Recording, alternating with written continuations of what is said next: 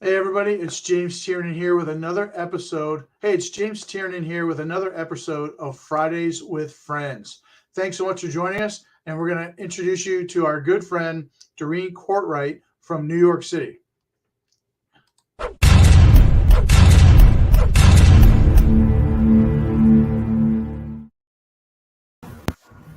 Hey Doreen, how you doing today? I'm great. How are you? I'm great. Hey, thanks for joining us. So you're right in the heart of New York City. I am. All right. I'm going to pull that up so we can and share that with everybody so we can see it. So tell us a little about where you are and what's going on with you guys. Okay, so I'm in the heart of New York City. I live on the Upper East Side, which is very close to Central Park and the museums. And our office is more in Midtown. And I Okay. sell in Manhattan, Brooklyn, and Queens. So I cover pretty big, I guess it's a pretty big territory by, if you're comparing to other places. I don't go into New Jersey. I refer that out, even though it's just across the river. And yeah, I've been doing real estate for about 18 years. Wow, that's pretty good. Yeah, so I've seen quite a few ups and downs. And I think that that's what makes it so much fun because the market never stays the same for very long. It's always changing. So what's happening in the market where you are? What are you seeing? Well, right now, New York is never the same as the rest of the country. So when everybody was doing really well around the country during the pandemic, New York was doing really bad. So nobody wanted to be here. We had COVID really bad, and we were shut down for about 4 months where we were not allowed to show any properties. Oh, wow. And yeah, so that was a tough time. But now everything is back to normal. We're still not doing open houses the way we used to. We're doing them by appointment, trying to like not have too many people in an apartment at the same time because our apartments are smaller and you don't want to have 10 groups of people milling about right now when we're still like trying to be a little bit safe. So the market, since I would say in the past year, has really picked up, and we are finally starting to see inventory problems where that has been the story around the country for all of our friends, right, Jim? I mean, everybody's complaining there's no inventory, no inventory. And now finally we're starting to see inventory really shrink here in Manhattan. So that's been Interesting. my So biggest fear is, now everybody's going to come back. Everybody wants to buy. And, hopefully inventory will start to pick up, but it's not looking so good right now. interesting. We see that here too. And that's caused an increase in prices. What we're doing in the Lake County where we are, we have right now about 225 homes that came to market, and we put 250 under contract. Right. So we see inventory, but it's turns over quickly. Normally, in the past, you would see homes sit on the market 30 to 45 days. Now a home sits on the market 4 to 5 days and it's sold. Right. So it's more along the lines of the inventory turns over very quickly. And if you want something, you really have to be on your toes and pay attention. Yeah, that's what we're starting to see here too, because when you're making appointments for people and you're calling the brokers and you go, oh, this just came on 4 days ago, can I show it on Friday? Now I'm starting to hear, well, we already have 5 offers, we're stopped showing it. And Yeah. that's happening more often than, I haven't seen that in a long time. So it's Yeah. gotten very competitive. I've been in more um, highest and best offer situations since I saw you in Las Vegas at the end of January. I came back and it was like the market even picked up way more than it was, you know, before I left. And Just that's gotten in pretty February crazy. and January when we have snow. Mm-hmm. So it's going to be a very incredible, hard to beat spring. Yeah. And I think too, with the notion of interest rates going up, I think that's starting to push people off the fence, which I think is a good thing because so many people, they just figured that interest rates were going to be low forever. And now they're starting to creep up, and people are like going, oh my God, interest rates are going to be like 4%. Even though you and I know that that's really still cheap money, it's enough that people don't want to be the last ones to make a deal and, lose out and start paying 5% or, Yeah, so everybody's afraid of not getting the best deal. But I'll tell you what, the best deal is the one that was made 2 years ago when the prices were lower. absolutely. And It's people are really going a to, buyer's market. yeah. And prices are going up because with all these highest and best, that makes the comp $100,000 or whatever it is in your market more than the last one sold. And then you start to see the prices just take off. Yeah, our market's not that crazy. We're typically seeing anywhere from 5 to 20,000 over asking. Mm-hmm. But we're kind of new to this whole over asking thing, where you have done it in New York for quite a while. Mm-hmm. So what's your average price point? I know New York is just way ahead of everybody else, but what do you see the average price point there? Well, I know for me, my average price point is 1.2. And what do you get for 1.2 million in New York City? Well, we have co-ops and we have condos. So Okay. there's a big difference between the purchasing of a co-op and the purchasing of a condo because number one, 65% of all the buildings in New York are co-ops. So they're the older buildings that were built as rentals that were turned into co-ops like in the late 70s, early 80s. So that there's more co-ops than there are condos. Condos are the newer buildings that are, they're 20% more expensive than co-ops.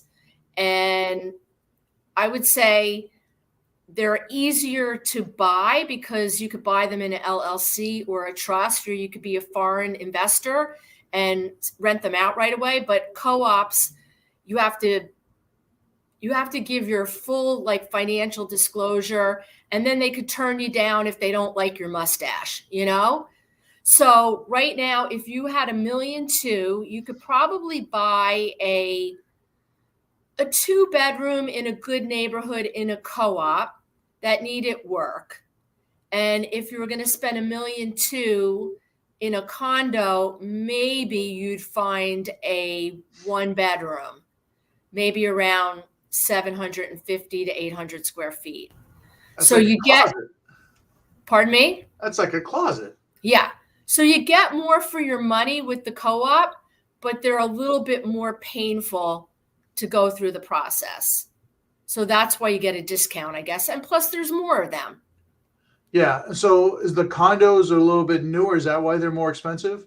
Yeah, they're newer. And just because you could buy them, a condo, you're buying real property. You're actually buying the apartment. A co-op, you're buying shares in a corporation. So you're getting a stock certificate at the closing. And then Oh, they give you a lease that the co-op allows you to lease the apartment from them. So then there's also different closing costs. If you buy a co-op, you don't have to pay the closing costs that you have to pay on a condo, which is mortgage recording tax. So if you're getting $1 million mortgage, there's a recording tax of about 1.95%, somewhere in that price range. So that's an added closing cost that you don't have with a co-op. So there's two okay. different kinds of buyers. There's co-op buyers and condo buyers. Oh, sure. Condos, Yeah. they don't care what you have left over once you close. A co-op wants to make sure that you have at least 24 months of liquidity for your mortgage and your maintenance post-closing. And you have to prove that. Wow. Yeah. And that's not based on income generation. That's based on what you have left in the bank. Yeah. So you have to have your down payment, which is usually 20 or 25%. And then you have to have the money left over.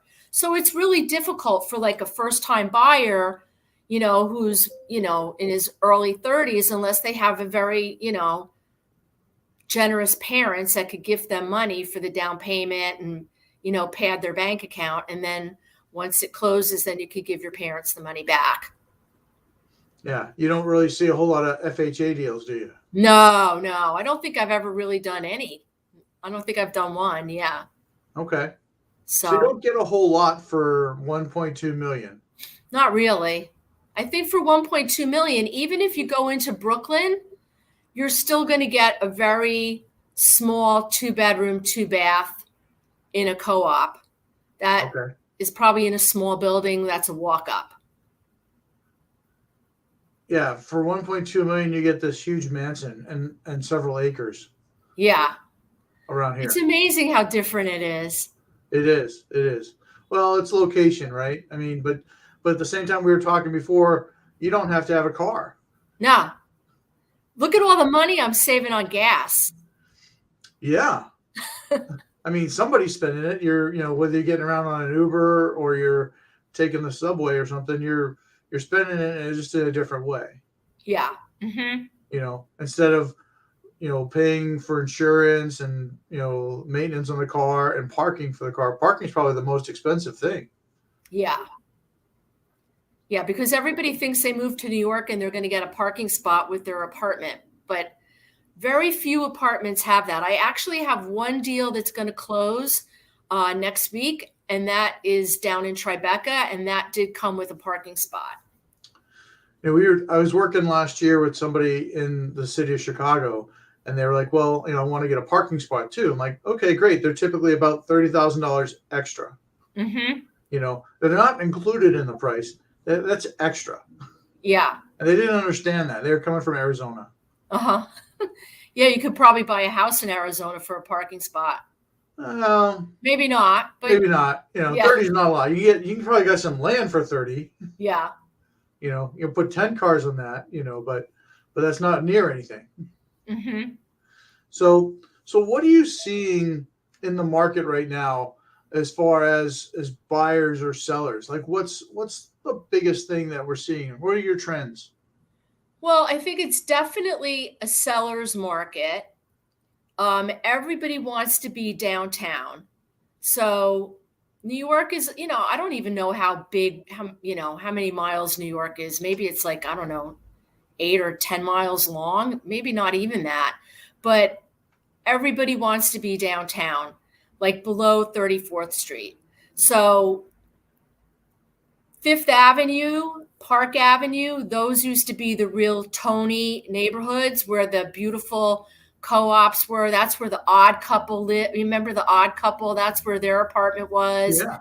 And, Fifth Avenue is right across the street from Central Park. But all those buildings on Park and Fifth Avenue are all co-ops. And they're all the old, stuffy co-ops that require not only 24 months of liquidity post-closing, but sometimes 2 and 3 times the purchase price.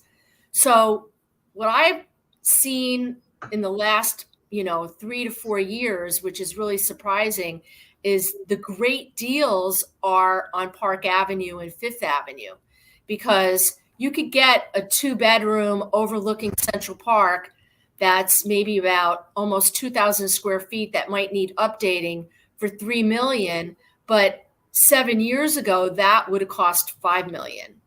Oh, wow. Yeah. So because right now there aren't that many people, especially people like, hedge fund guys, finance guys that have a lot of cash.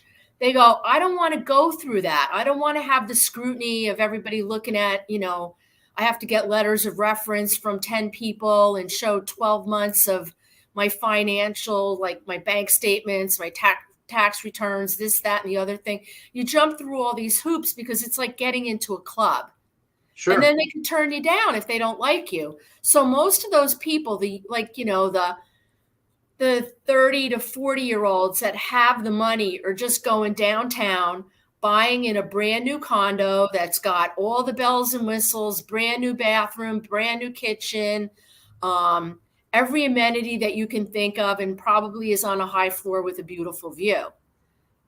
And then they could buy it in an LLC, they could buy it in a family trust, and nobody is telling them that if they don't want, if they want to move to London for a couple of years, they could rent it out. In a co-op, you can't really do that. There's so many restrictions. You can't rent out a condo or a co-op. Yeah. So the big trend has been for the money to move downtown. Okay. So how do we fix that problem with the co-ops? Is there a way out of that? Um, that's a really good question. I don't know what the answer is, except that, there are people that always want to know where the value play is. So, like, I had a guy that contacted me a couple months ago that actually grew up on Fifth Avenue. And he and his girlfriend are going to come back. And because he grew up on Fifth Avenue, he's thinking about buying a pied a terre on Fifth Avenue. And I told him, I go, that's where the value is right now. So, there are people you say the word value and that's music to their ears. And the other So thing too about a co-op is they're different. They're pre-war, they're big, they have fireplaces, they have charm. You're not going to get that in a condo. So there are still people that want the old fashioned, the, cozy, quaint, you know. quaint city living. Yeah. Mm-hmm. Now, for all our Midwestern people, you said a pied a terre. Now, tell us what's that? Okay, so pied a terre means, I think it's the French meaning is like one step in the land or something like that. So you have like 1 foot here and then another foot over there. So a pied a terre is your second home, that Okay. it's not your primary residence. Okay. So it's just a second home. It has nothing to do with the style of the house. No, It's just like, your place in the city. Oh, okay. Yeah, so people that live in New Jersey, Long Island, Connecticut, they want to have their pied a terre in the city so that when they come in to go to a concert or go to the theater, they don't have to drive home late at night. They have a place and they'll stay and have dinner and stay for the weekend. Okay. That makes sense. Mm-hmm. All right. So are you seeing more people as sellers or more people coming to New York as buyers? Oh, I think there's far more buyers right now than sellers. So this is the time of year where we start seeing inventory come on. It's usually like after the Super Bowl, and it doesn't really appear that it's coming on the rate that it usually does. So everything that's coming on is going really quickly, and there are so many people that are losing out, so that the next time an apartment comes on, there's those 3 people or 4 people that lost out that are going to be the first people that want to come in. And it's just continuing this, like, buildup of frenzy that we're seeing. And I don't know how long it's going to last. Like, I don't know, what's going on in the world is going to have, put the brakes on real estate, because if we see a big war overseas with Russia and Ukraine, that's going to put pressure on the stock market here. And New York is very sensitive to what happens in the stock market. So I already have one guy who, wanted to buy in January, and he goes, "Oh, I just want to take a step back. I want to wait. I want to see what's going to happen." So I don't know. I guess it's kind of like nobody really knows. Yeah, But that's interesting. yeah. Interesting to see how global events affect the market across the country. I mean, if it affects the stock market, it definitely has to affect New York. But how does it affect everybody else? Yeah. You I know? mean, I'm always the optimist. So I really feel like this year, no matter what happens, I feel like it's still going to be a really good year for sellers and for real estate agents, because, we have a good year whether the market's going up or going down. We could sell in any market. But for buyers, I feel like, especially people that have been thinking about buying for 2 years, they're going to be sorry that they didn't buy 2 years ago when, that's when all the deals were happening. Yeah. Well, I mean, we didn't know. You never know when the market hits bottom, Right. right? I mean, and in our area, especially, people think, oh, well, the prices have really jumped up. Well, I appreciate that, but prices have been climbing steadily for the last 8 to 10 years. I Hmm. mean, yes, they jumped up, you know, in the pandemic, but they have been steadily increasing.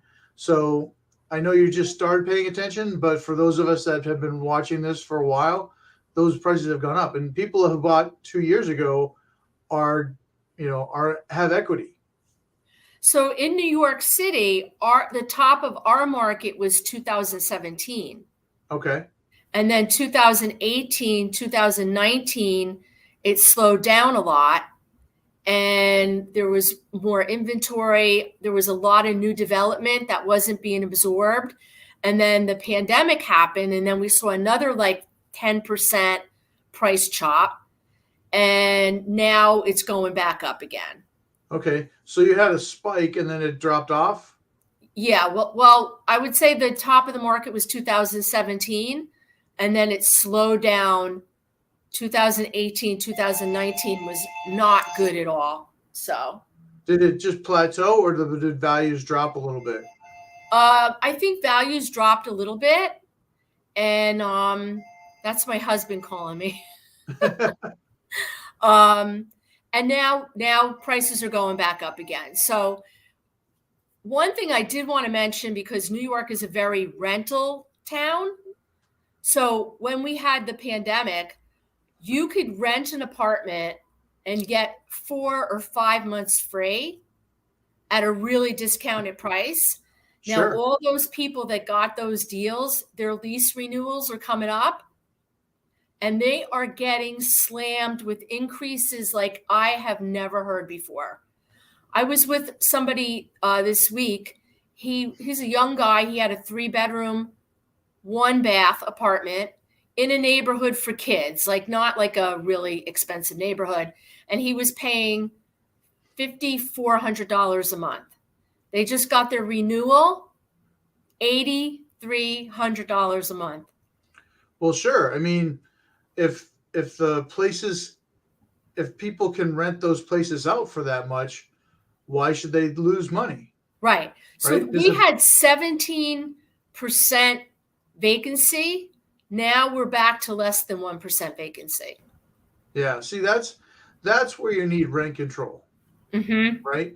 I mean, that's just an ungodly amount of money, $8,000 a month. Yeah. I And mean, it's a 3-bedroom, so it'd be split between 3 people. But still, that's still a lot of money. That's $2,700 a month for, a kid who's just getting out of college, who's making $65,000. yeah, and that's, I mean, sure, if you have roommates, you split it 3 ways, but Mm-hmm. that's like 3 mortgage payments for me. Yeah, I know. And I don't get nearly the square footage. No, I mean, you would probably not believe how small these apartments are.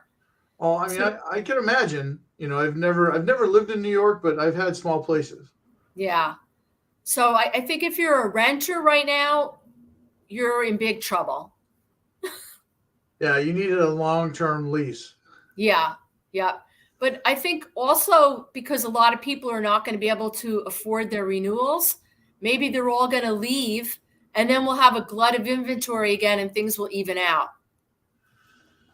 I know sometimes people find a way. I mean, that's Yeah. what I really think has happened is that, we had a lot of people who got laid off, and the people, especially like the restaurant workers, right? But they Hmm. found a way to survive.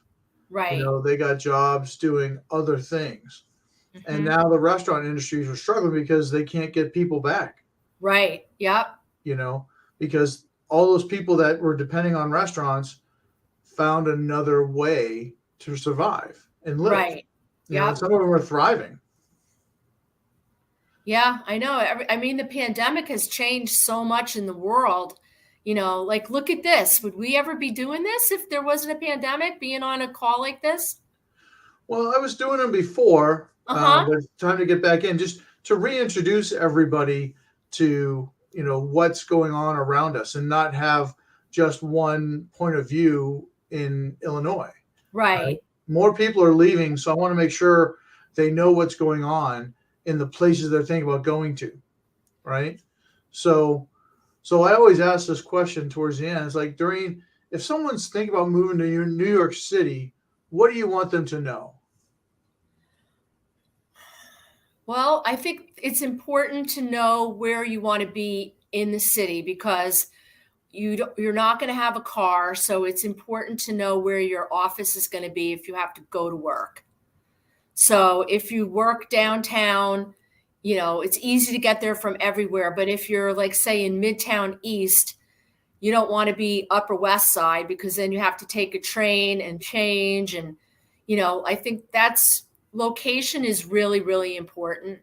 And I think you have to think about how long do you think you're going to be here? Are you going to be here for longer than 2 years? And if so, then you're a likely candidate that can buy in a co-op because you're going to make it your home. You're not looking to come here for 2 years and then go and keep it as an investment property and rent it out. So always my first conversation with people is trying to find out where they want to be. And then are they condo people or co-op people? And also, do you want to buy or do you want to rent? So, I think it's the affordability index too. I mean, yeah. what can you afford? Yeah, because everybody thinks, I had a meeting with a young guy that was a renter that I met a couple of years ago, and I had lunch with him and I gave him a financial statement. I said, fill it out because he wants to buy something. So he filled it out, and over lunch, he gave it to me, and I looked and I did the numbers in my head for him buying an apartment for $600,000. And I said, his name was James. I said, Of James, course. I go, I hate to tell you this. I go, but you need more money. It's kind of like it's those hard conversations where, and then you just have to explain, you could take it out of your 401k if you're a first time buyer, but the best place is to try to get a gift from your family. And most parents are able to like do that for first time buyers.